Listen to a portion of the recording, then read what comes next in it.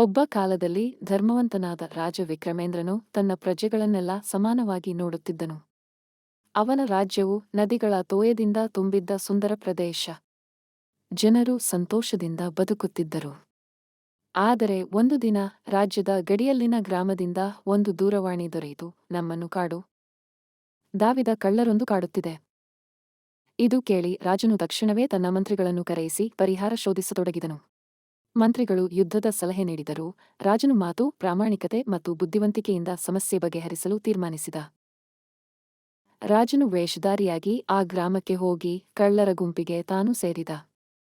ಕೆಲವೇ ದಿನಗಳಲ್ಲಿ ಅವನು ಅವರ ನಿಜವಾದ ಮುಖಗಳು ಮತ್ತು ಕಾರಣಗಳನ್ನು ಅರಿತುಕೊಂಡನು. ಅವರು ಹಸಿವಿನಿಂದ ಕಳ್ಳತನ ಮಾಡುತ್ತಿದ್ದರು. ರಾಜನು ಅವರನ್ನು ಸಮರ್ಥ ಬದುಕಿಗೆ ತರಲು ಸಹಾಯ ಮಾಡಿದ.